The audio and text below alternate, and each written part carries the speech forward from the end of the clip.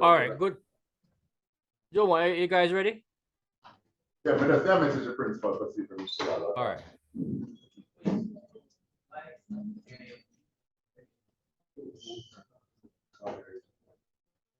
I'm gonna message the PTA first.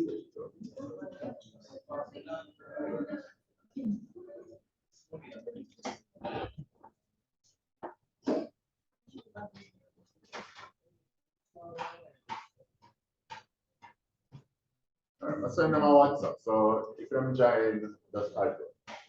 Okay. All right, so the principal said in our meeting, so we're joining shortly.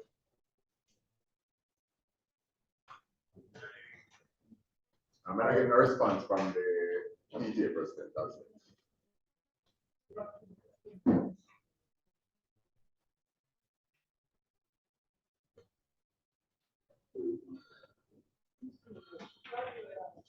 Yeah, so yeah, I can go now. All right. Wait a minute. I don't have an extra 135, so I'll finish. Okay. And you guys are hearing me clearly, right? All right. All right. So good afternoon, students. I am Albert Stevens. I am a colleague of your teacher, and today we'll be doing a presentation. All right. So this webinar is unlocking your growth mindset for mathematics students. All right. And our presenter is Mr. Michael Skyers. Mr. Michael Skyers has a Bachelor of Science degree in Actuarial Science, first class honors. If you don't know what Actuarial Science is, it is well, when you go to university, you have two types of math. You can either study pure mathematics, that's just like calculations, and something called business mathematics. So Mr. Skyers did a first degree in business mathematics, also known as Actuarial Science. He has a postgraduate diploma in education and training. He has 6 years teaching experience, both in high schools and at colleges. And now he operates at online tutoring service, also face-to-face, I'm thinking. And basically, he wants to unleash the full potential of students, but ultimately creating a system that any teacher will be able to use to bring their students to the next level. All right. And also to mention that Mr. Skies and I would have shared been to the said high school in the beautiful parish of Portland, but at different time periods. That is Titchfield High.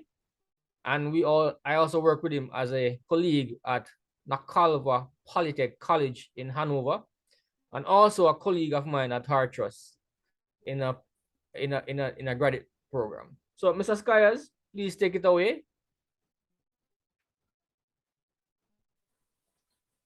So good afternoon again, everyone, and thanks, Mr. Stevens, for that introduction. Yeah, man. So we're just going to get started right away. And as you would have heard, our topic for today is unlocking your growth mindset for CSEC Mathematics.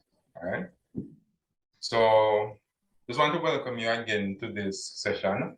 And you're going to learn how you can actually accelerate your success with mathematics. And I'm really excited to be able to share with you today and hope you'll gain a ton of value. So with that said, I'm going to start with that question. And that question is, have you ever sat in class one day and thought to yourself, wow, I should have been better at math by now? If you answered yes to that, then you're not alone. You see, it's a common knowledge that mathematics is a sore subject for most persons. It can drive fear into the hearts of even the most coward person you can think of, having them run like a baby even, right? And the sad reality of this is that a lot of students take that onto themselves and start to say things that they're not smart enough, they're not a math person, they weren't born with any special math talent, and they eventually, so they can't learn anything in math class, right? And eventually develop what we all call a mental block towards mathematics.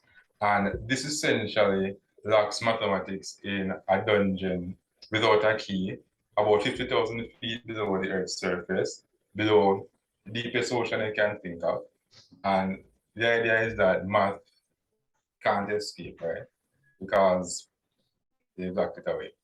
And when you think about this, it kind of paints a dark picture of what's happening here. But there is hope, right? There is hope. Over the last 6 years of working with more than 700 students, I realized that there are actually 3 success factors that anyone, regardless of who you are, can adopt to develop that growth, to accelerate your success with mathematics, right? And the first one is actually the theme for our session today, which is a growth mindset. The second one is what we call creating a second brain, and you'll learn soon what we mean by a second brain. And finally, how we can actually combine those two to learn more while studying less. Now, one thing to bear in mind as we go through these concepts, right? It's not, don't expect overnight success. As much as we would want to, there's really no magic pill for anything really. And you will learn a lot of things and you might want to try to change everything at once. But the reality is that when you want to come about permanent change, that's really about adding up small behavioral changes. And mastering these concepts, as simple and powerful as they are, will take effort, right? It's kind of like when you're in the gym or you're working out or you're training. Training is going to take effort, even though it might be a bit uncomfortable if you want to do it, right? But that effort that you put in will actually pay off in the long run. And with all that said, let's get started. And the first one we're going to look at is developing a growth mindset. Right? So when it comes to developing a growth mindset towards mathematics, the first thing you need to do is actually accept the reality. And what's that reality? Well, the reality is math is challenging, right? There's no doubt about that. Because when you think about the abstract concepts involved, you have a lot of symbols, you have a lot of formulas, you have a lot of stuff in there. Oftentimes you don't even see how you can even apply this anywhere, right? And if even when you look at the different concepts involved, sometimes if you miss like one math class, it's like you're doomed for the entire year or the entire term, right? Because the concepts are so interconnected. And you mentioned the multitude of formulas that you have to deal with. But the thing is, once you have that expectation that you know that math is challenging, then you'll realize that if you're actually going through some concepts and so on, and you're just not getting it as yet, that's fine, right? That's fine. There's nothing wrong. There's nothing wrong with you personally, right? And once you have that right mindset of knowing that it's going to take work, then you're actually on the right path to actually getting where you want to be. And that kind of summarizes the whole idea of what a growth mindset is. So a growth mindset essentially says that whatever skills, intelligence, or aptitude you have for anything is not fixed, right? It can actually increase if you put in the effort, as opposed to a fixed mindset where you think that intelligence and talents are fixed at birth, right? So you're either born with that math or you're not. So it's a fixed mindset as opposed to growth where you can actually increase. Now, once you have the right mindset about mathematics, the next thing you consider is actually the process of learning, right? And that process itself also can be a bit complex and difficult because even right now you're sitting in class there's so many of you and you all learn differently, right? And oftentimes it doesn't matter how simple a concept may be explained to you now. You might just have some persons that don't get it, right? And that's the reality of learning.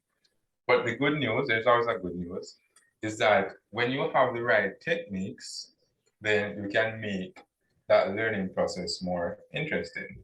And when you combine all the right techniques with the right mindset, then essentially you get to learn more, right? So we're going to look at two practical steps that you can take to accelerate this growth mindset that you're trying to create. And the first one is that you want to create a compelling future, right? Or you want to create a compelling future. And what does that mean? I want you to take a minute right now to think about what would your life be like as a math genius. Try to visualize that, right? Think about the newfound confidence you would have. What kind of problems would you be solving? What kind of grades would you be getting? Would you be in like the top 10, the top 5, top 1? You'll be getting like a grade 1 with straight A profile. What would your teachers, your classmates, and parents, what would they all be saying? Right? Take a minute to really visualize and feel what that would be like. And when you have that clear idea of what it is that you want, what it is that you're going to be feeling when you arrive at that compelling future, the next question you want to ask yourself is why? Why do you want it? If you want to achieve that compelling future that you're trying to visualize, right, you need to have a strong why. So maybe you never thought you were a math person you're trying to prove yourself from. It could be that a friend, a teacher, or a parent said that you will never do well at math and you want to prove them wrong. Maybe you're just tired of seeing those around you suffer from math phobia and you're trying to, you want to finally be able to help them. Or it could just be that you want to go to college afterwards, sixth form work. I just want to make sure that you have math covered. Whatever it is, you need to have a strong why to keep you going when times get tough and you want to quit or you don't even want to get started because those times will come. But when you remember what it is that you want and why you want it, then that can be a great motivator to keep you going. And once you know what you want, you know why you want it. The final question here is how will you get there? All right. So if you're looking at yourself now, you're probably thinking that you will need to learn some new techniques for studying or for even practicing. And if you really want to go to the next level, to really upgrade your mathematics, you really need to get addicted to this one thing. It's one thing. And that one thing is taking uncomfortable action, right? Taking uncomfortable action. The truth is, when we're in our comfort zone, we love being there, right? There's no doubt about that. We love being there. Because when we're there, we feel safe, we feel in control. We actually get to rest and reflect, right? There's no pressure. It's where we have like the high self-confidence and perform really well at doing something that we're good at. So some person's comfort zone could be, adding 5 plus 5, 10, and so on. And that's where you feel comfortable with the solving equations and you just feel unstoppable, like you can do anything, right? But the thing is, if we stay too long in our comfort zone, then eventually we actually become bored. Our learning stops and we no longer grow, right? So imagine in grade 7, all that you learned was 1 plus 1 equals 2, grade 8, 2 plus 2 equals 3, grade 9, 3 plus 3 equals 6. And then you continue in that fashion until you reach grade 11, and then you graduate now, and you say, yes, I've finally done it. Through blood, sweat, and tears, I've finally done it. I finally figured out that 5 plus 5 equals 10, right? Imagine if that was the reality. There wouldn't be much growth there, right? So oftentimes when we consider where we are now and where we want to be in our ideal future or that compelling future, there's usually a gap between where we are and where we want to be. And those gaps come in the form of either knowledge and capabilities. And so what happens? We start to think, who am I to think that I can do this? I wasn't born with any special talents. No one believes that I'm smart enough to do this. So who am I to actually do this? But when that happens, you need to remember your compelling future. You need to think about why you want to get there. Put in the effort to learn the new skills that you need to deal with your challenges and problems. And these could be as simple as taking the time to organize your daily tasks, right? Improving your study habits and techniques, spending less time on social media, putting the extra time to learn a topic you're struggling with, or even asking for help, right? And when you recognize this gap and you start to learn the capabilities that you need, you build this bridge between where you are and where you want to go. And it's going to be uncomfortable because oftentimes you'll catch a glimpse of your fears in the darkness below your feet, and you kind of wonder if you should keep going. But you always want to keep your eyes on your compelling future as your comfort zone begins to grow. So having the knowledge and the capabilities is one thing, right? But no one can actually do the work. You will have to get comfortable taking uncomfortable action. You have to be addicted to courageously moving forward. You see, courage is not moving forward. This is a famous phrase. Courage is not moving forward in the absence of fear. But courage is moving forward even when you're a little scared or terrified. And those are the two simple steps that we can use to accelerate that process of creating a growth mindset. Right? And that leads us now to the second idea, which is creating a second brain. And before we look at what the second brain actually is, let me ask you this question again. Have you ever felt like you're trying to remember something really important and it's just like slipping through your fingers? Like you're trying to remember when you have a next test or assignment, probably somebody told that of an event coming up that they want to go to. Probably somebody told their birthday, and then they just say, all right, I'm going to remember, but then when the time comes, they forget, right? And the thing about that is that we actually have something that we call information overload or information overwhelm, because when you think about all the things that you have to deal with on a daily basis, right? You think about school in school right now, you think about all the stuff going on in school, then you have to think about the stuff going on after school if you're into a cooperative club and so on. You have to think about stuff dealing with your friends, think about stuff dealing with your parents, your personal life, right? So there's a lot of information that you're being bombarded with on a daily basis. And experts say that this volume of information is like 34 gigabytes of information daily, or about 174 newspapers of information. And I would say that's the equivalent of you eating like a meal like this every hour, right? That's the amount of information that we're bombarded with on a daily basis. And the thing is, our brains weren't built for that, right? So our brain, as much as we want to, and we want to say that we have a good memory and so on, our brains just can't hold on to all this information that we have to deal with, right? As powerful as it is, you can't hold on to all that information. And as David Allen said, your brain is actually for creating ideas and not necessarily storing them, right? So we're really good at coming up with great ideas for doing a multitude of things, but for storing all of those information, we just can't do it like that. And perhaps one of the simplest way to tackle this problem is to actually write stuff down. But you'd be surprised that as simple as this is, a lot of us don't do it. We still rely on our memory and say that we're going to remember and end up doing, right? So we trust that we overestimate the abilities of our memories. And so the simplest thing you could actually do is write stuff down.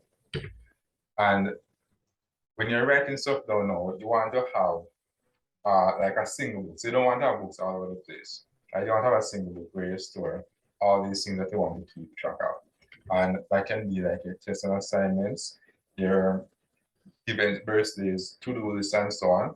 And this is what you would call your commonplace book. So you have that one place that you go to look for when you're trying to remember anything, right? And that's why idea of having this commonplace book. But if you don't have this now, then definitely you should try to get one, right? But if we look at this as it is by itself, right, there are some limitations that are inherent to having this physical book. And one of them is that it's actually not searchable. So imagine you have your commonplace book like this, right? And you actually fill up, say, half the pages with stuff that you've been throughout the year. Now, when you're trying to find one specific thing, you could be spinning through for hours without actually finding what you want.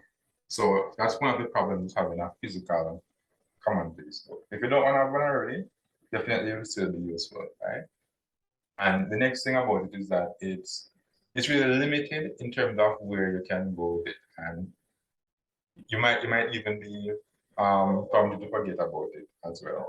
And when you're adding stuff to it, there's no multimedia.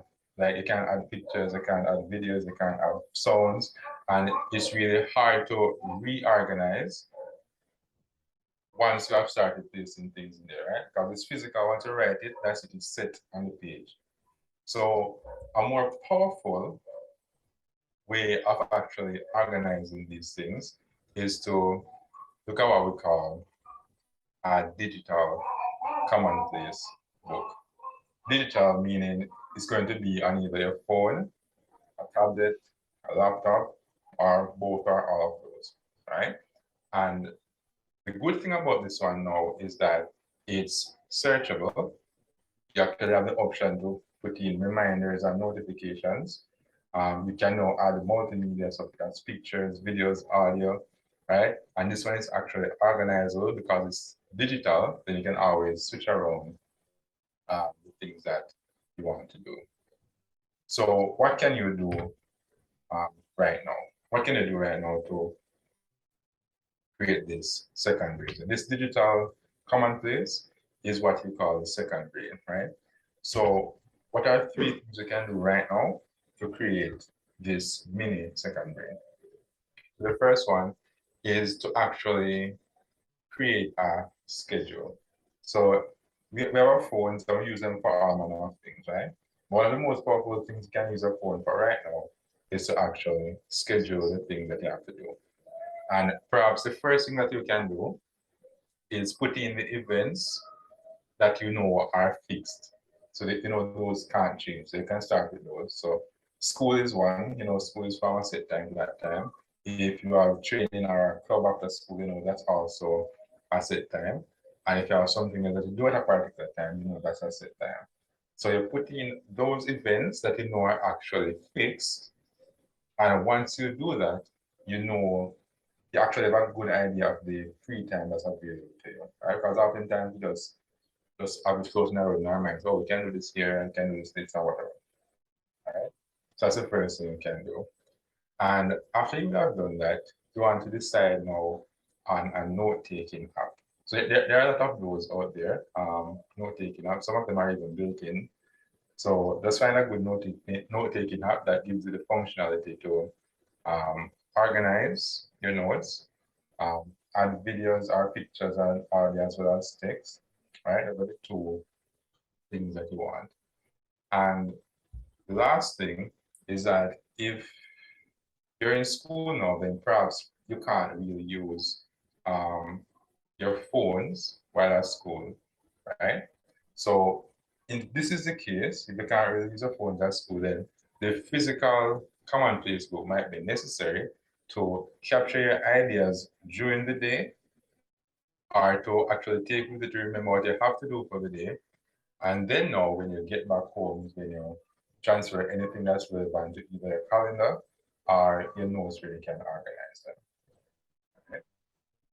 And that's the idea of the second. There's a lot of more layers to it, but these three simple steps are like the bare minimum you can do right now to get started. And that leads us to our final section, which speaks about how to learn more while studying less. And I'm sure you've probably heard of the phrase before, work smarter, not harder, right?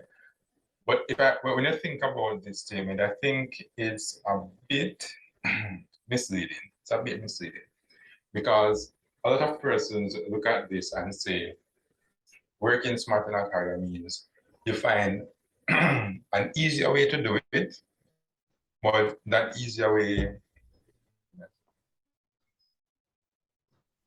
you find an easier way to do it, but that easier way is actually, well, the thing that easier way means you don't have to do much effort, right? But working smarter doesn't necessarily mean that you're going to be doing easier work. It just means you're working more efficiently, right? But it doesn't mean that effort isn't involved.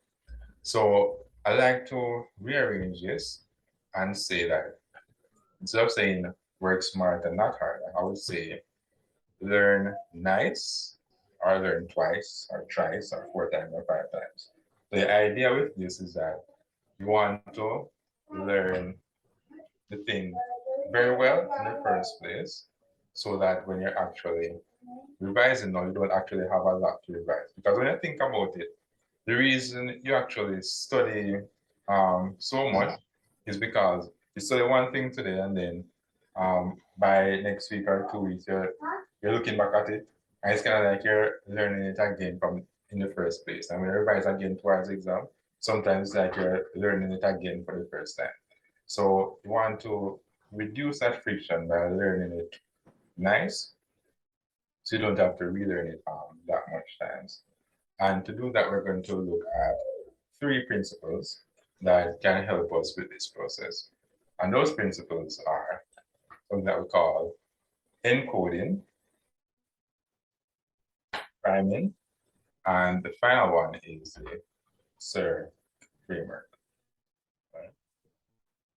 So let's think about encoding. Let me go back here for a second. So when we think about encoding, all this really means, all right, so let's put this here. All this really means is that you're forming connections. Right? Because when you're learning something, whether it's in class, whether it's your actual own studying, then you want to be able to form connections with what you're actually learning, actively engaging with the material, right? So don't just read it for read's sake. You want to try to see how this actually relates to something else, right? So, for instance, now you're probably looking at trigonometry, right? And you would learn that, you know, trigonometry is like looks at the types of triangles.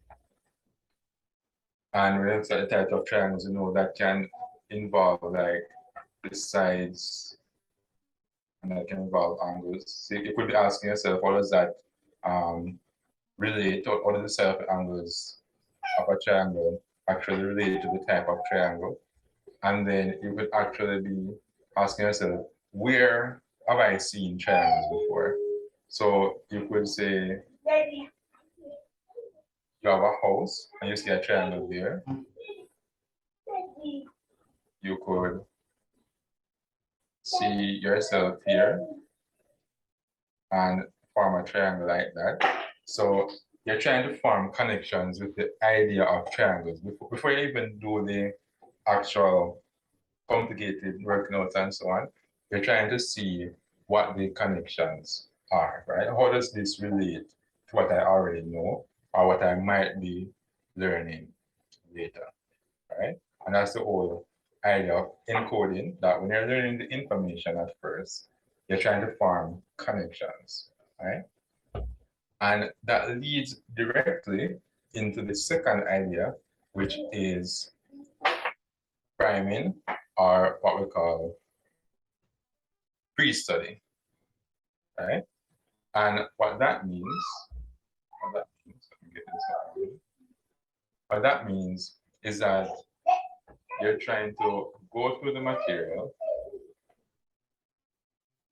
Give me a quick second, please.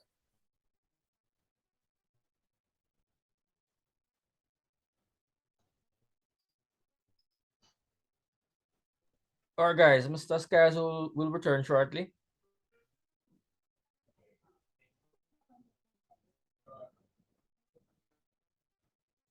In the meantime, any students have any questions so far?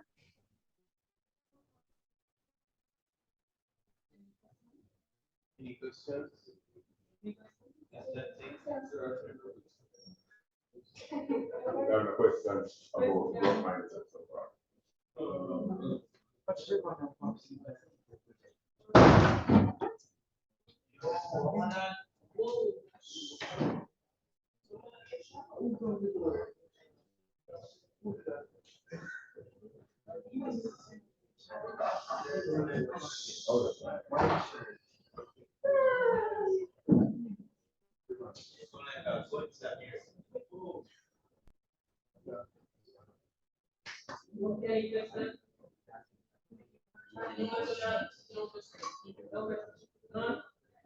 No questions so far.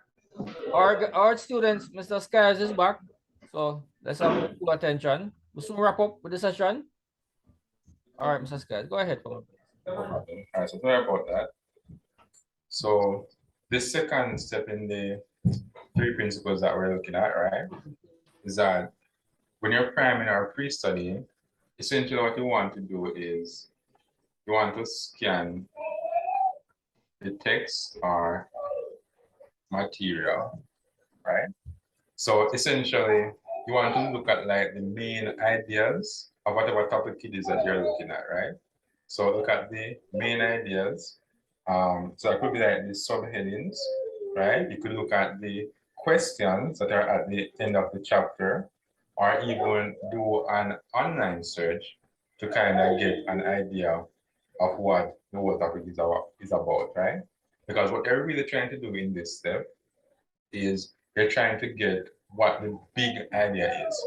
How does this, so you see all this actually relates to the first thing that we looked at encoding. You're trying to see what the big idea is and how that will help you to make even better connections later on, right? So if you consider again the idea of trigonometry, so we're going to add on to this a bit. So we already looked at this being, so if you're looking through the text, probably will actually see a topic that says types of triangles. And then probably will see how they classify triangles based on size and angles. And if you continue looking through the chapter, then you might actually start to see some diagrams, right? And those diagrams now could be those involving like triangles within triangles. And you say, oh, or will that actually be useful later? What am I going to be doing with that? You could see diagrams with triangles in other shapes, right?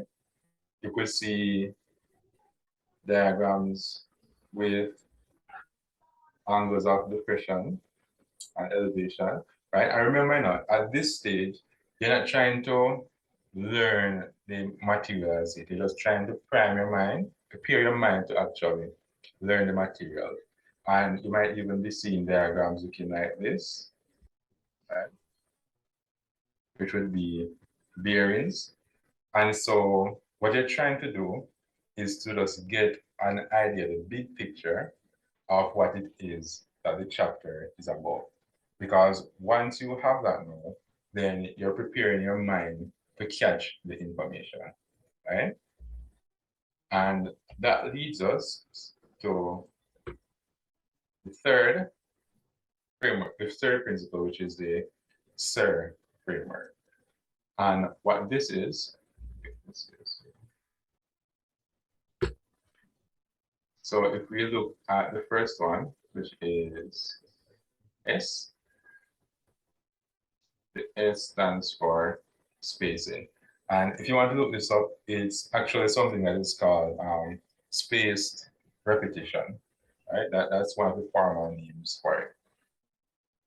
And essentially, is that if you think about it, when you actually learn something, then oftentimes you forget a lot of it so by the next day, you forget a lot of it. The day after that, you forget even more. So the longer you spend away from the material is the more you forget, right? So to mitigate this, so suppose for instance, your first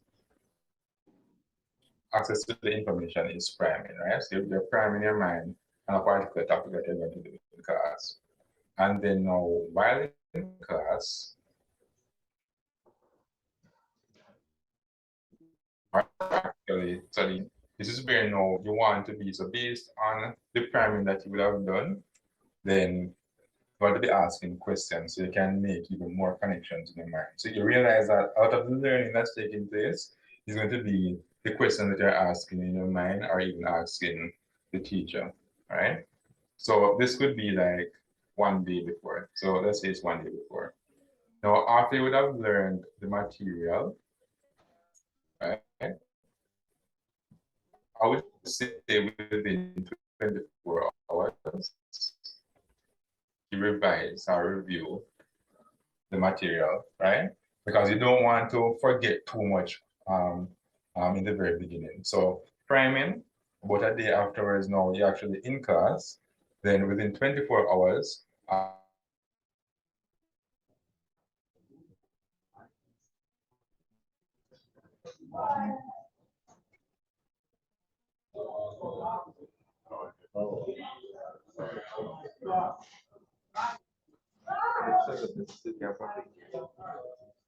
All right. So I feel yeah, I think Mr. Sky has some technical problems.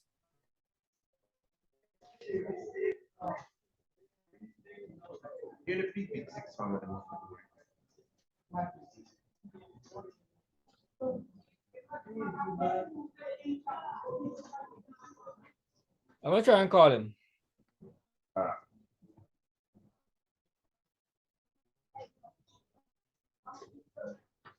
All right. So the fact that he's off, the fact that he's off, it would seem as if we have lost connection with Mr. Skyers. All right. Yeah. And if you want to just make the youth just record, just speak still, I said that's true. Doc, say that again. When I was used to the board of the economic to the recorders. All right. All right. All right.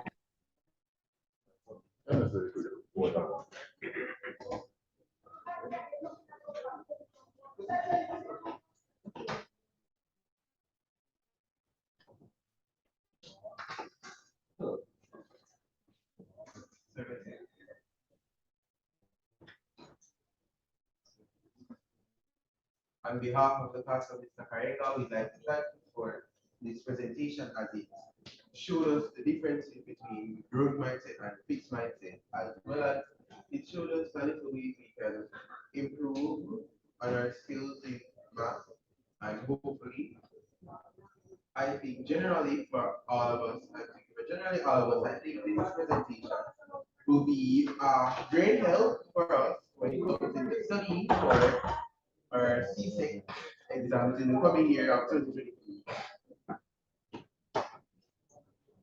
All right. Yeah, man. All right. So I got in there because